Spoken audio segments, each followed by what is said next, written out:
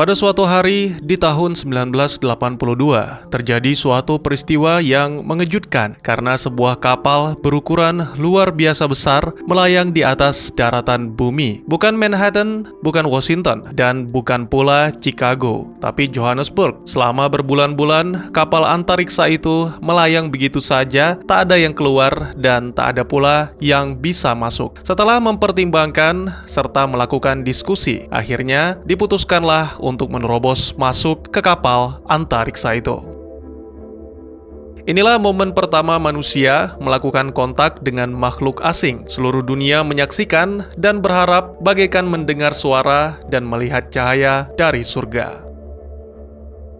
Akhirnya setelah memeriksa ke seluruh ruangan, ditemukanlah makhluk-makhluk kurus penghuni kapal. Mereka terlihat sakit dan lemah, seperti kurang gizi, serta sepertinya tidak memiliki tujuan. Johannesburg menjadi pusat perhatian dunia. Banyak tekanan internasional yang memaksa Afrika Selatan untuk mengambil langkah yang tepat. Salah satunya, pemerintah mendirikan sebuah unit yang bertujuan untuk memindahkan para makhluk asing ke kamp sementara yang berada tepat di bawah kapal antariksa mereka. Ada sekitar jutaan makhluk asing berada di kamp sementara yang dipagari oleh para militer, dan tanpa disadari, kini wilayah itu menjadi daerah yang kumuh. Pada intinya, tidak ada yang benar-benar mengetahui apa yang ada di sana. Dan ya, orang-orang meyakini terdapat banyak rahasia di tempat itu, sebuah tempat yang kini disebut dengan District 9. Ya, itulah sepenggal kisah dan judul dari film yang akan saya ceritakan. Sebuah film yang luar biasa bagus pada masanya, yaitu tahun 2009. Disutradarai serta ditulis oleh Neil Blomkamp dengan aktor-aktor yang pastinya sudah pernah tampil di layar lebar, tapi saya lupa kenalan. Oke, tidak perlu berlama-lama lagi. Mari kita seruput itu kopi dan mari ceritanya kita lanjuti. Film dimulai dengan menampilkan beberapa pendapat penduduk mengenai keberadaan alien di sekitar wilayah mereka dan tentang kinerja Lembaga Multinasional United atau selanjutnya kita sebut MNU. Meskipun banyak dana yang tercurahkan untuk membiayai lembaga tersebut, namun setidaknya para warga merasa aman karena ada MNU yang selalu mengawasi. CEO MNU, Dirk Michaels, dalam sebuah wawancara mengatakan bahwa para alien tidak bisa pulang dan kemungkinan akan menetap di bumi. Oleh karena itu, dia meminta kepada masyarakat untuk menerima kondisinya. Para ilmuwan memperkirakan telah terjadi suatu kerusakan yang cukup parah sehingga membuat kapal antariksa alien tidak bisa bergerak. Dari sebuah video, terlihat jelas ada suatu bagian dari pesawat yang bergerak turun. Diduga bahwa benda itulah yang berfungsi sebagai pengendali. Selama berbulan-bulan, tim pencari dikerahkan ke District 9 untuk menemukan benda tersebut. Namun yang ditemukan malah senjata berteknologi tinggi sehingga ketegangan pun dimulai membuat masyarakat semakin muak. Sampai akhirnya kerusuhan pun terjadi. Dan sejak saat itu, beberapa alien yang disebut Prawn menjadi lebih aktif melakukan kejahatan. Ada yang mengatakan mereka menculik, mencuri, bahkan merampok bank. Masyarakat yang kini menganggap alien sebagai virus mendesak MNU untuk segera mengusir Prawn atau minimal memindahkan District 9 ke lokasi baru yang diawasi secara ketat.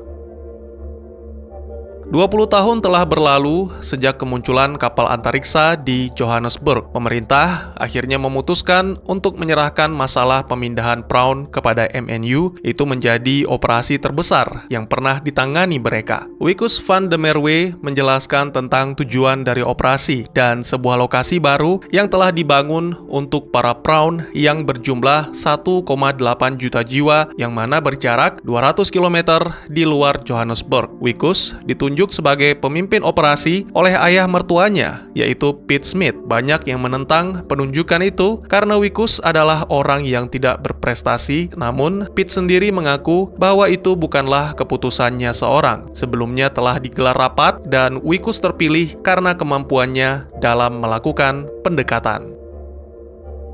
Tugas Wikus adalah mengumpulkan tanda tangan Prawn yang menyatakan setuju untuk dipindahkan. Demi keamanan, Wikus akan didampingi oleh pasukan militer MNU di bawah pimpinan Kolonel Kubes, serta utusan dari lembaga HAM yang bertugas mengawasi agar kekerasan tidak terjadi.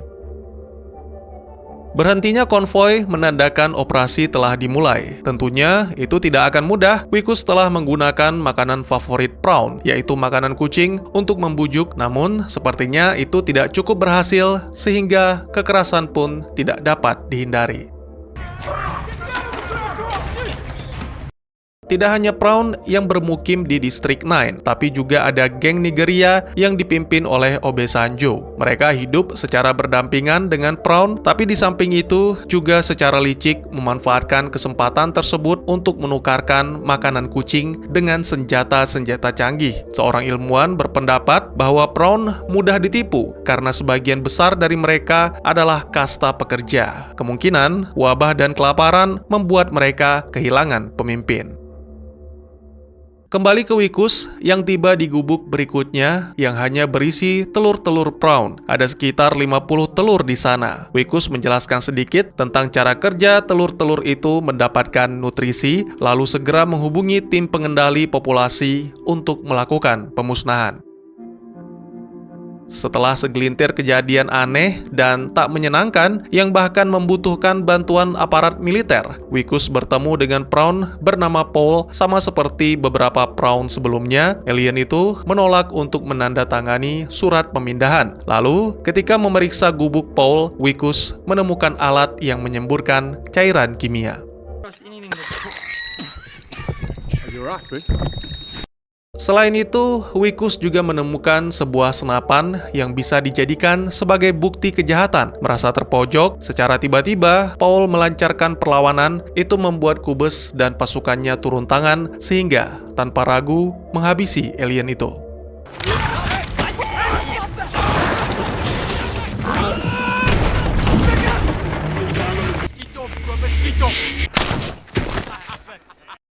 Berlanjut ke gubuk selanjutnya, di mana Wikus menemukan Prawn kecil yang tidak ramah. Tak lama berselang, Prawn dewasa keluar dari gubuk untuk menenangkan suasana. Kali ini ada yang berbeda. Prawn dewasa yang bernama Christopher Johnson terlihat membaca dengan teliti, lalu menolak menandatangani, bahkan dia tidak menyentuh surat itu. Kembali terjadi ketegangan karena Wikus memaksa dan mengancam putra Christopher, atau selanjutnya kita sebut Junior. Sangat mengejutkan, ternyata Chris memiliki peralatan komputer milik manusia. Itu juga bisa dijadikan sebagai bukti kejahatan, namun ketika hendak melapor, tiba-tiba saja Wikus merasakan ada yang aneh pada tubuhnya.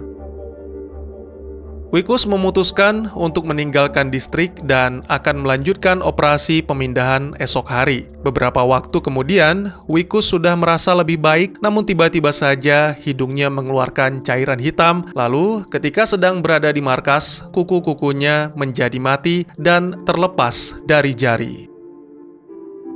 Sementara itu, di Distrik 9 ditampilkan Chris dan Junior sedang mencari benda penting berupa tabung yang mana sebelumnya Chris dan Paul sempat mengisinya dengan sesuatu. Selain itu, ditampilkan juga geng Nigeria yang sedang bertransaksi. Malam itu mereka menukar 100 kaleng makanan kucing dengan sebuah robot tempur. Geng Nigeria tetap membeli senjata-senjata Prawn tanpa bisa menggunakannya. Mereka juga membunuh satu Prawn sebagai tumbal karena menurut dukun, dengan memakan daging Prawn, Obasanjo akan mendapatkan kemampuan untuk menggunakan senjata.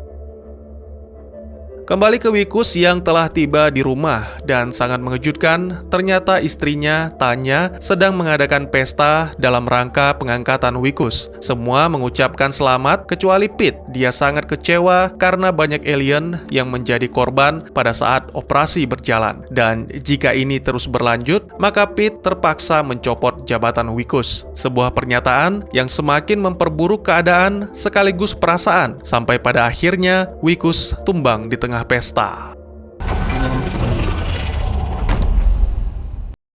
Beberapa jam kemudian, Wikus terbangun di sebuah rumah sakit. Karena merasa ada yang aneh pada tangan Wikus, dokter pun memutuskan untuk membuka perban dan alangkah terkejutnya mereka ketika melihat tangan Wikus yang telah berubah. Sang dokter pun langsung menghubungi MNU agar Wikus mendapatkan penanganan khusus.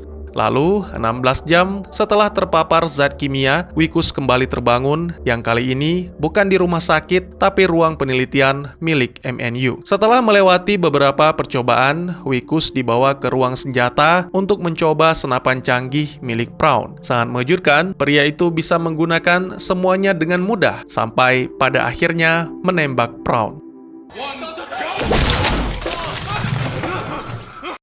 Sebagai informasi, selain membuat peraturan dan menjaga keamanan, MNU juga melakukan penelitian terhadap Braun dan senjata-senjata canggih milik alien. Dari percakapan Pete dan para ilmuwan, kita mengetahui bahwa itulah tujuan utama mereka. Wikus adalah sesuatu yang menjadi impian MNU selama ini. Seorang ilmuwan meyakinkan Pete bahwa mereka tidak boleh menyia-nyiakan kesempatan tersebut karena negara-negara lain bahkan rela membunuh demi mendapatkan. Pete menemui putrinya, menjelaskan bahwa Wikus tidak akan selamat dan menyarankan agar Tanya melupakannya. Namun, pada kenyataannya tidak demikian. Wikus dibedah secara paksa untuk diteliti lebih lanjut. Untungnya, pria itu berhasil melawan dan langsung melarikan diri.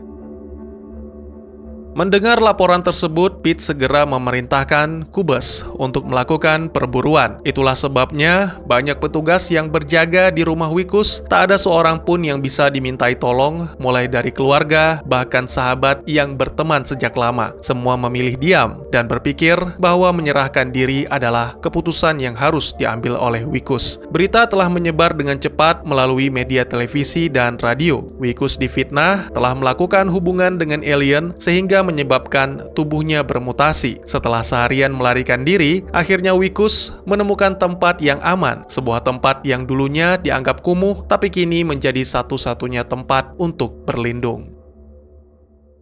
Keesokan paginya, dengan uang yang tersisa, Wikus akhirnya mengetahui bagaimana nikmatnya makanan kucing. Mutasi masih terus terjadi, ditandai dengan rambut dan gigi yang mulai rontok. Tiba-tiba saja, pria itu menerima telepon dari sang istri. Namun alih-alih mendengar kabar baik, sang istri malah memutuskan untuk berpisah karena tidak tahan mendengar kabar yang beredar.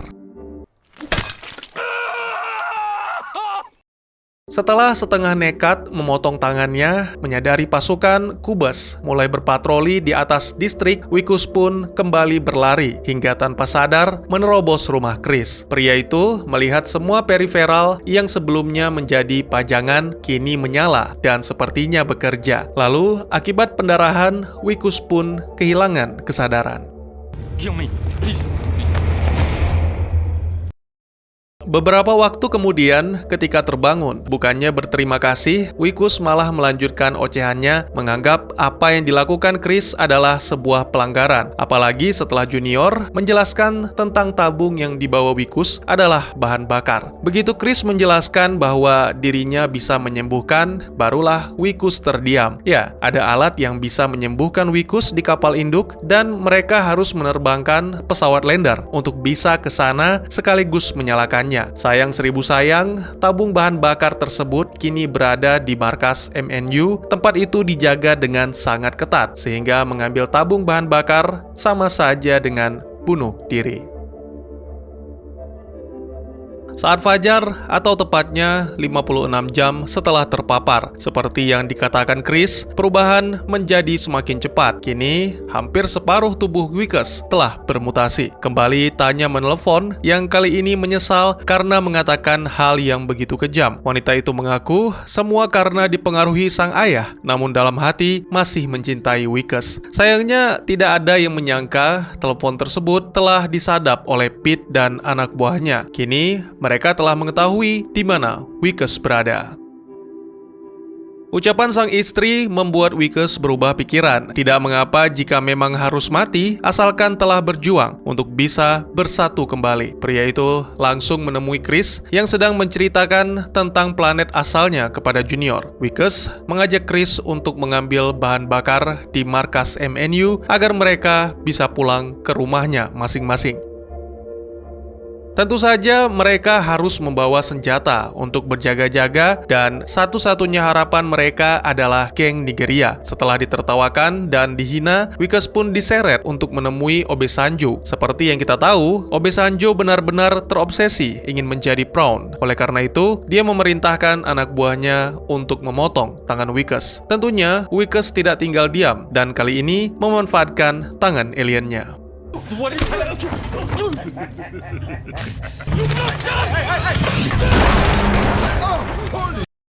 Beberapa waktu kemudian, ditampilkan Pete dan Cubes sedang menjalankan rencana penyerbuan di District 9 untuk menangkap Wickes. Sang kolonel sangat yakin bahwa rencana tersebut akan berjalan mulus, namun sangat mengejutkan, orang yang mereka cari malah menyerang markas MNU.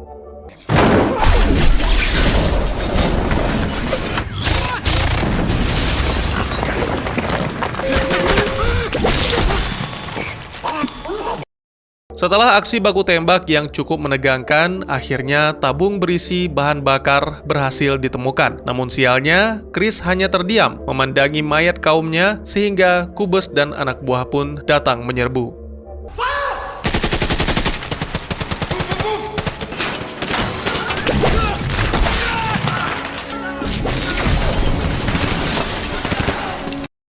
Untungnya dalam keadaan terdesak, Chris memiliki ide yang sangat brilian. Dengan senjata-senjata yang terdapat di sana, alien itu merakit sebuah grenade yang digunakan untuk meledakkan dinding.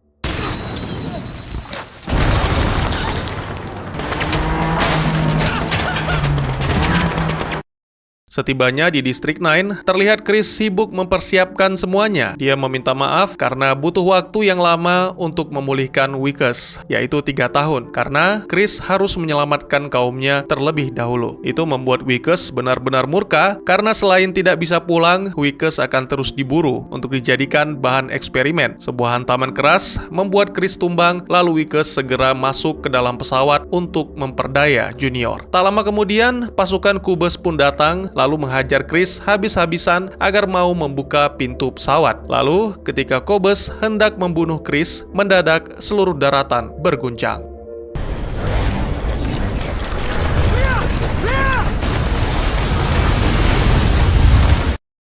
Ya, lagi-lagi dengan menggunakan tangan aliennya, Wickes berhasil menerbangkan pesawat Brown. Sayangnya, itu tidak bertahan lama karena Kolonel Cubes langsung memerintahkan anak buahnya untuk menembakkan rudal.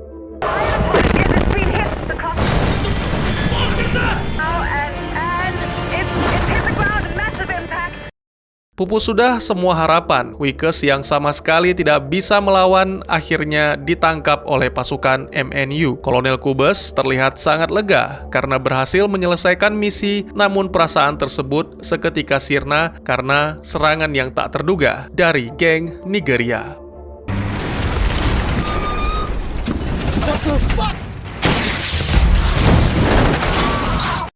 Keluar dari mulut harimau malah masuk ke mulut buaya. Mungkin itulah kalimat yang paling tepat untuk menggambarkan apa yang dialami oleh Wickes. Obasanjo selalu mendapatkan apa yang dia inginkan. Dengan memakan tangan Wickes, Obasanjo berharap tubuhnya bisa berubah, sehingga jika itu terjadi, tidak ada yang bisa menghentikannya. Wickes pun berusaha menjelaskan bahwa cara itu tidak akan berhasil. Lalu di saat-saat terakhir, terjadilah suatu keajaiban yang datang dari Junior. Bocah itu berhasil menyalakan kapal induk serta semua senjata-senjata canggih termasuk robot tempur.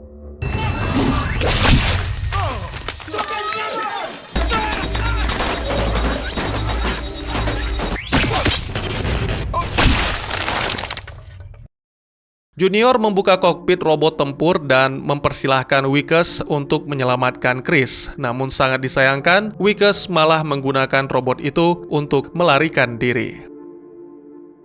Karena Chris tetap bungkam, Kolonel Cubes memutuskan untuk menghabisinya. Ucapan tersebut terdengar dan terus terngiang, sehingga membuat Wickes sadar bahwa dia tidak boleh terus mementingkan diri sendiri. Tiba-tiba saja, sebuah tembakan energi memusnahkan salah satu anak buah Cubes. Ya, Wickes kembali untuk menyelamatkan serta mengawal Chris menuju ke pesawat lander.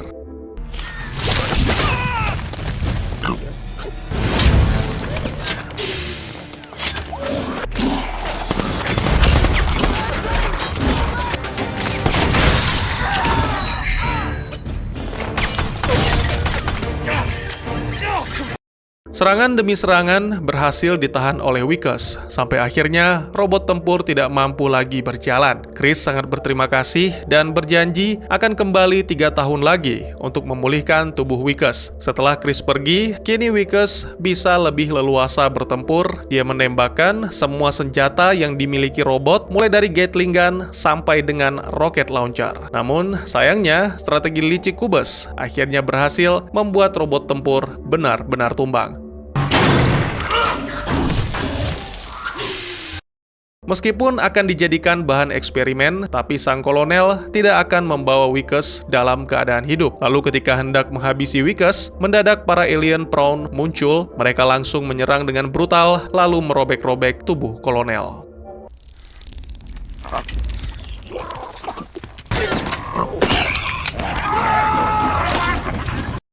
Di pusat kota, terlihat semua warga berbondong-bondong menyaksikan kepergian kapal antariksa yang selama 20 tahun melayang di atas kota Johannesburg. Tidak ada yang tahu apakah Christopher Johnson pergi untuk selamanya atau akan kembali dengan misi penyelamatan, atau yang lebih parah lagi, menyatakan perang terhadap umat manusia.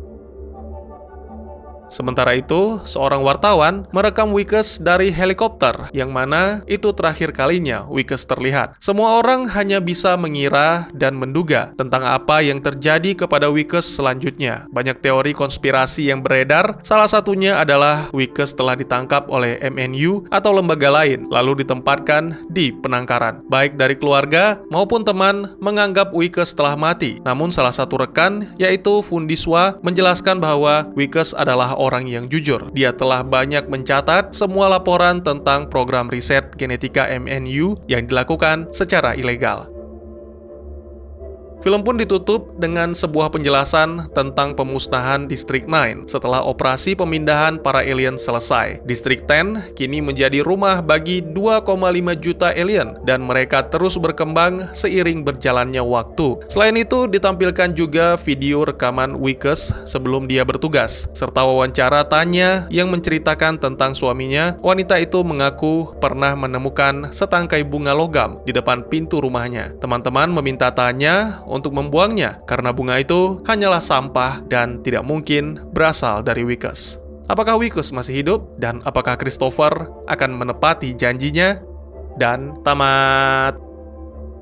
Ya, sebuah akhir yang tidak hanya bombastis dengan adegan baku tembak, tapi juga memilukan. Setelah 2 dekade kontak pertama dengan alien, kerusuhan lalu terungkapnya tentang kebusukan manusia. Ketika alien pertama kali datang di tahun 1982, umat manusia terlihat sangat antusias dan penuh harap. Bahkan ada juga yang terlihat memberikan bantuan berupa makanan. Waktu pun berlalu, District 9 telah menjadi tempat yang padat dan kotor. Manusia yang merasa jijik menyebut alien sebagai prawn atau udang karena alien mengkonsumsi sisa makanan dan sampah. Saya pikir tidak ada yang salah dengan prawn ini sampai ditemukannya senjata canggih. Saya yakin senjata-senjata itu tidak pernah digunakan oleh mereka, namun MNU menyebarkan berita, memfitnah bahwa para alien berniat untuk memulai perang, sehingga senjata pun disita lalu menjadi bahan penelitian MNU. Perhatikan adegan setelah Wickes melarikan diri. Hanya dalam hitungan jam, mereka bisa menyebarkan berita bohong di semua media demi menangkap Wickes.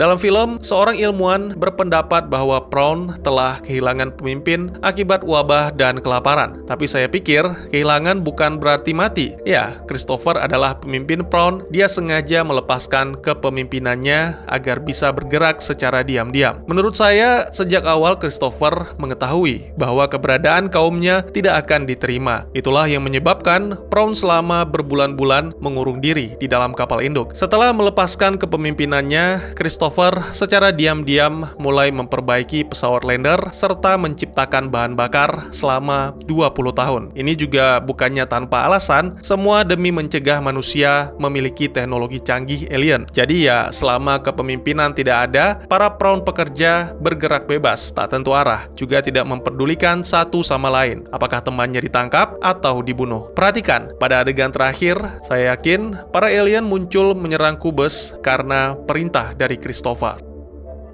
Terus kenapa itu alien ke bumi, Bang? Tujuannya apa? Saya pikir alien-alien itu adalah sekelompok penjelajah yang bertujuan mencari atau mungkin juga sedang dalam proses pindah ke planet baru. Sayangnya, terjadi masalah yang menyebabkan bahan bakar mereka habis sehingga mau tidak mau harus terdampar di bumi. Ketika mulai berubah menjadi prawn, Wickes berlindung di District 9. Christopher dan Junior menerima dan bahkan merawat lukanya. Kebaikan para prawn ini membuktikan bahwa manusia sama sekali tidak seharusnya berlaku kejam terhadap mereka. Pada ending film, para alien dipindahkan ke penampungan baru yang diberi nama District 10. Seharusnya tempat itu lebih baik dari District 9. Tapi saya pikir pandangan buruk manusia terhadap alien masih akan terus berlanjut, membuktikan bahwa ketidaksetaraan adalah sesuatu yang tidak akan pernah berakhir. Si Wickes gimana nasibnya, Bang? Ya, pada awal film, kita melihat Wickes adalah seorang pria yang cukup baik meski bekerja pada perusahaan senjata yang berencana mengusir alien tanpa pemberitahuan 24 jam sebelumnya. Dalam konteks film ini, Wickes dianggap warga kelas atas hanya karena dia manusia. Ketika mulai berubah menjadi alien dan bertemu dengan Christopher yang bersumpah akan menyembuhkannya, disinilah Wickes merasakan kehidupan dari sisi yang berbeda. Dia menyadari bahwa kehidupan prawn sama berharganya dengan kehidupan miliknya. Oleh karena itu, Wickes memutuskan sama-sama berjuang dan bahkan berkorban agar Christopher dan Junior bisa melarikan diri. Salah satu adegan terakhir menampilkan alien prawn yang sedang membuat bunga. Dilihat dari pakaian yang dikenakan, mungkin prawn itu adalah Wickes, tapi mungkin juga tidak. Karena bagaimana cara dia mengantar bunga dengan wujud seperti itu, sedangkan hampir semua manusia membenci alien. Jadi kemungkinan adegan terakhir itu hanya terlintas dalam benak Tanya dan mungkin saja Wickes sudah ditangkap.